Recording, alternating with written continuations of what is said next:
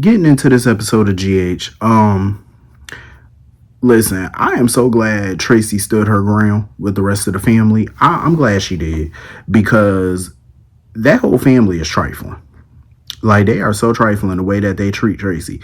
You know, for them to sit here and act like she being mean and she being vicious, I'm like, you don't know mean and vicious because Tracy was way worse years ago.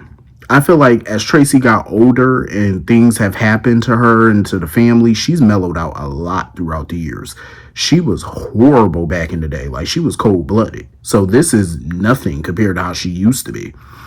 That goes to show that BLQ and them, they don't know her as well as they act like they do. Like, the only person that really know her right now in that house is Ned, obviously. He's the only remaining one because she was way worse back in the day. And it's like, what more do you want from her? I mean, she chose not to press charges against Ronnie. She chose to let that go. Because my thing is, it don't really matter that Ronnie tore up the contract. It don't matter. Because even if she went through with it and Drew signed that contract would have been null and void anyway, due to the will, to the actual will. So it don't matter. You still can go down for fraud because the moment she chose to go along with Martin's plan, that's fraud. That's fraud. You took an inheritance that was not really for you. That's fraud. So she still could go down. And Tracy was like, you know what? Fine. I'm not going to press charges against her, but she wanted her out the mansion right now. Because Ronnie sitting there talking about, oh, I'll leave tomorrow. Tracy said, no, you got to leave today. And I don't blame her. And that's what pissed me off because they acting like Tracy is being so cruel and so heartless. Where the fuck was everybody at when Ronnie was putting Tracy out? None of them threatened to leave the house when Tracy got put out. None of them. None of them stood their ground with Tracy. None of them stood tall with her. None of them. They all took Ronnie's side, even on that. And it was proven that Ronnie was drugged by Martin. They know Tracy, they now know Tracy didn't do that. And yet none of them apologized, nothing. They're still acting like Tracy's the bad guy and all this. So I love Tracy. I love that she stood her ground and she was like, you know what? I'm not pressing charges against her, but y'all still want, that's still not good enough for y'all. And I couldn't stand that Chase tried to have some input or whatever. I'm like, sir, if you don't be quiet. I was like, if you do not be quiet, because sir, you can't pay for not nothing in that house, so you staying there for free, or because you married to a quartermain. That's why you staying there. So you might want to zip it up. I'm just saying. But yeah, I love that Tracy stood her ground and she let them know, like, listen, y'all not gonna bully me into accepting her, because that's what they wanted.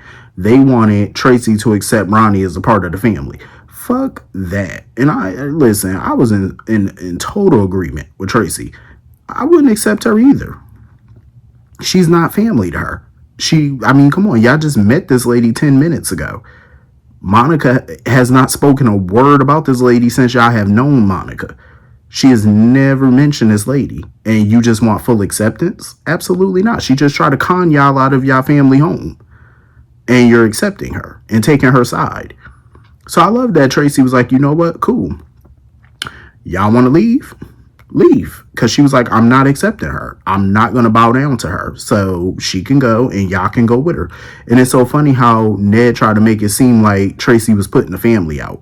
Tracy didn't put y'all out. Y'all put yourselves out. She told y'all could stay. Y'all were more than welcome. But everybody wants to stand on their little high horse.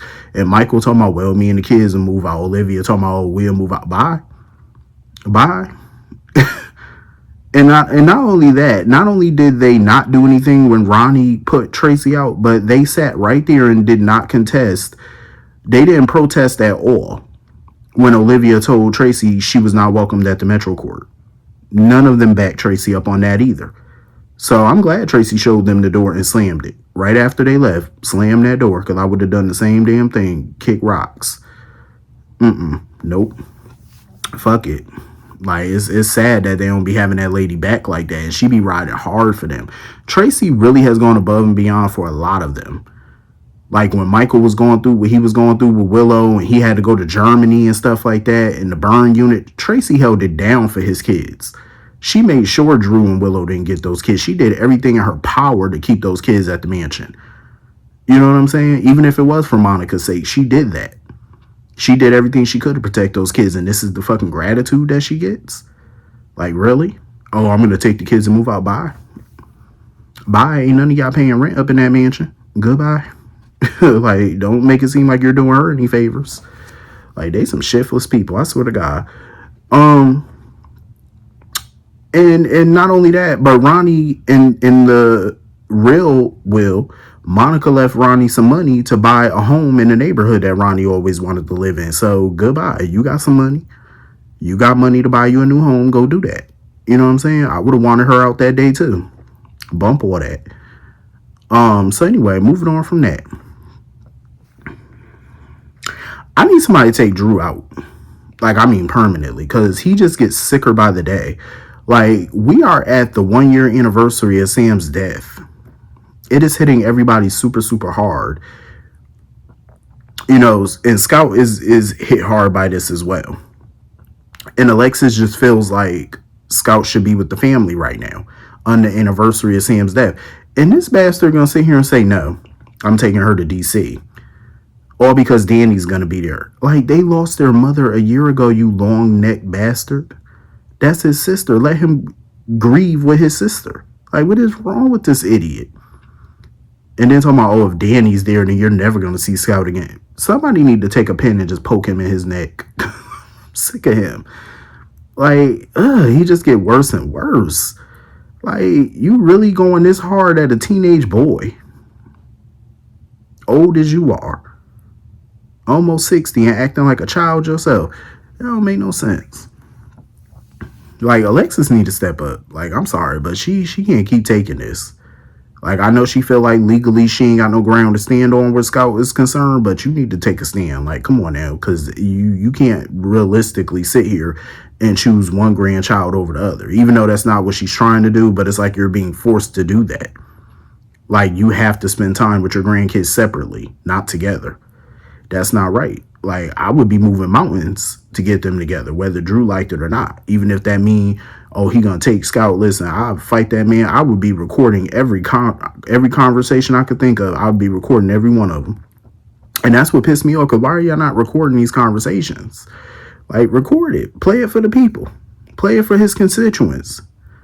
Play it for his colleagues. Play that shit. You know what I'm saying? Make him look like a fool. Do something. I mean, he already looked like a fool in the public, but damn, do something. Just, you know, stop letting that man talk to y'all like y'all crazy, like he crazy. Talking to y'all any kind of way. Threatening and blackmailing. Please, I wouldn't be bowing down to that bitch. Absolutely not. Because he is so hell-bent on painting Michael as the shooter or whatever. I'm like, sir, go on somewhere. Go on somewhere for some. I just wish whoever really did do it, whether it was Willow or somebody, I just wish they would finish the damn job at this point. Well, actually, I would prefer a better shooter, because whoever did it, how you put 2 slugs in that man, he's still alive. Like, if you're gonna pop somebody, you need to make sure they really gone. Like, no pulse, not breathing, just heart completely stopped, ain't coming back. That's what you gotta do. Like, otherwise, you should have just kept them little bullets in the chamber if you wasn't gonna off the bastard. I'm just saying. Do better next time. So anyway, moving on from that. Portia and Jordan, they so irritating. They really are, like, doing all this back and forth over some damn Curtis. They look like birds. Especially Jordan, and I hate that for her. I love me some Jordan, but she looking like a real bird. Like, she really thinks she was in the right with this. I mean, neither one of them are correct, in my opinion. Because for Portia to sit there and say, oh, Jordan trying to undermine her marriage. Baby, what you think you was doing when he was married to Jordan? You did the same shit, so stop it. Y'all both undermine each other's marriages. Get over it. Second of all, Jordan really, you know, it really wasn't her place to do that, though. To tell that man about that pregnancy. Talking about, oh, well, I told him because clearly you weren't going to do it. That wasn't your place. You don't know what she was going to do. She just found out she was pregnant. Like, clearly she's trying to process it, but we all know that there's more to the story than just the pregnancy. But still, she could tell it when she was ready to tell it. She knew she was going to have to tell it at some point. But damn, she just found out. Let her process the shit. Them sitting there going back and forth about this is just so stupid at this point. They both lied. They both have lied to that man throughout their marriages. So one is not better than the other, in my opinion. I just hate that they feel like they got to be catty and petty with each other. And Portia ain't even care, honestly. Portia was like, "You can have Curtis." She was like, "That's neither here nor there. I'm not even mad about that." She was like, "You can keep him, but you ain't about to get this baby." She was like, "You ain't about to help raise this child." She said, "That's what you're not about to do." And she felt like, at some point, Curtis probably gonna drop Jordan again anyway, because she feel like, when it come down to the baby or Jordan, he gonna choose that baby. I said, "Oh, she got a point." Got a valid point. But them being catty with each other over this is so dumb. Both of them need to do better. Speaking of, so Curtis is explaining the situation to Marshall or whatever, because he back in town or whatever, telling him about the pregnancy. Curtis is worried about his parental rights. Like, he's worried about what role he's going to be able to play in this child's life. Because he wants to help raise this baby, but with this divorce and him getting back with Jordan, he knows this is going to be an uphill battle for him. Like, he knows this divorce is going to be anything but amicable. Like, it's going to be a hot ass mess. It's not going to be amicable. It's going to be crazy. They're going to duke it out. And that's not even a half, because he don't even know about Isaiah. Like, he don't even know that that's possibly not even his child. That's the crazy part. Wait until he find that little piece of information out. It's gonna throw a monkey wrench into all of this shit, because now you gotta get DNA. And honestly, I would suggest that they get a DNA test from an independent lab, because I wouldn't trust that hospital DNA, because it's too many people that got access to that shit, and anybody could fuck with the results. So, just to be on some petty funny shit, so I wouldn't even do a GH lab. I would just go strictly independent, because I wouldn't risk it. I'm just saying, not at all.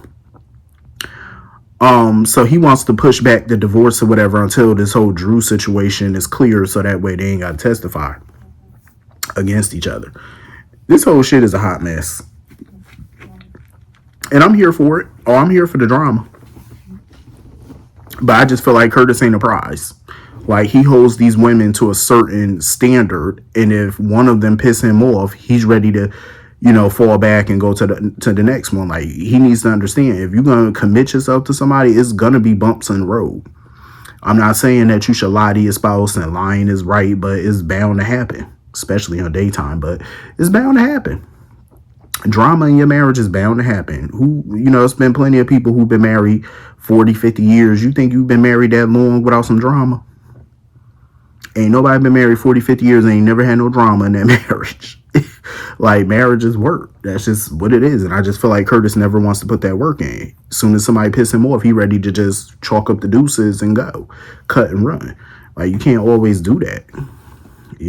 So that's why I just feel like he ain't no prize. Like, Jordan should have left his ass alone. Portia should have left him alone. Y'all just do you. Go somewhere else. Because the way he keep, holding these women to a certain standard, but he don't hold himself to that standard, because he could sit there and lie and try to justify the shit. But God forbid any one of them lie. Oh, please. It'll be a whole war. So anyway, moving on from that. So Martin come up in here trying to tell Laura about what's going on with the whole will situation. See, Martin need to go sit down somewhere, because for him to sit there and say that he felt Tracy didn't deserve the mansion, that's not up to you. It's not your home to give. Monica felt like she did deserve it. That's all that mattered. That was Monica's home to give, and that's what she did. She gave it. That wasn't your place to mess with somebody's last will and testament. I'm glad that Laura, read his ass for filth and let him know, like, you could have, lost your law license. You could have all of that shit. You could go to prison. But apparently now, that was Ned's plan to leave it up to Laura to handle it. So Laura was like, listen, I don't condone what you did. I think it's fucked up what you did. But she was like, I'm going to go to the Quartermains and talk to them and see what I can do. Now, I don't know. Because if Tracy got the authority to sit there and have them locked up, then, you barking up the wrong tree over there. Because I don't think Tracy going to back down from that. But She did let his ass know he got to pack up and get up out her house because she was like, you got to go. She knows she don't want to deal with him right now. And, Sonny come up in here to talk to her or whatever, and Martin sitting over there getting an attitude because Laura won't cut ties with Sonny. I'm like, Martin, that is not your place. See, that's your problem. And clearly you still haven't learned your lesson. You need to be put in your place. Like, it's not up to you to determine who gets what, who should be around who. That's not your business. They're going to be tied to each other for the rest of their lives because they share a grandson together. So go sit down somewhere. Like, they share a lot of not only family members, but they share a lot of, friends, and it's a lot of history between them. So it's not simple for Laura to just cut ties with Sonny. That's just, it is what it is. They trying to figure out what to do about this Sidwell situation because Sonny was like, Sidwell basically put our ass on notice. But Laura don't want Sonny involved. Like, she don't want him fighting her battles. She want to handle Sidwell her way, which is understandable, but Sonny's not going to back down from this because he's still a threat to Sonny. So Laura can handle Sidwell however she wants, but Sonny got to handle him his way too. So I think Sonny just wanted to come to her to see if they could work together, but if not, hey, y'all just going to have to handle his ass separately. You know what I'm saying? It just is what it is. But I don't see Sonny just falling back. He gonna find some way to, deal with this fool. So anyway, moving on from that. So Rocco walked in on Britt or whatever. She started yelling at him because she didn't know it was him or whatever. He let her know that his parents are not thrilled about the dinner or whatnot, and blah blah blah. I just wish that boy would just let that nonsense go, but of course he won't. So he had to report back to the Scooby-Doo gang that he couldn't get the fob or whatever, but he gonna try again. I have a feeling something gonna happen to this boy because when he ran into Sidwell at the hospital, I said something gonna happen to him. He gonna get kidnapped. Like, he keep poking around and being in business that's not his. I'm telling you, something gonna happen to this boy. And I know Dante and Lulu gonna hit the roof. So Emma is still, trying to tell Gio he need to go back to the Qs or whatever, get to know them. Don't miss out on that opportunity or whatever. Listen, like I said before, it's cool that he's starting to thaw when it comes to that family because he needs to. He need to get to know them. You know what I'm saying? The good, the bad. Get to know them. That's a part of your history. So anyway, Sidwell and Britt are trying to figure out Dalton because they trying to figure out if, Dalton got a new buyer lined up for this project or whatever. So he need intel because Britt saying, oh, I'm not going to be a spy. Sidwell was not playing with her. He said, oh, you're not going to spy for me? He said, oh, you thought? He said, I got the meds that's keeping your ass alive right now. So you're going to do what the hell I tell you to do. Britt is definitely being forced to do all of this, clearly. Like, she being forced. At some point, she going to need Jason help. She's definitely going to need Jason help on this one because I don't feel like she can get herself out of this mess by herself. Jason going to have to ride to that rescue. It is what it is. There's no way she getting out of this alone with the way that she doing it. Because Dalton, I got a feeling he gonna meet his maker soon, especially after Britt told Sidwell how Dalton wanted to cut Sidwell out the project or whatever. He gonna meet his maker. He definitely gonna do it. Once Sidwell get the upper hand on him, please. It's all she wrote. It's murder she wrote for that fool. It's curtains. He gonna get got. But anyway, that was pretty much the whole episode. Hit the comment section. Let me know what you all thought. And I will see you all later. Peace.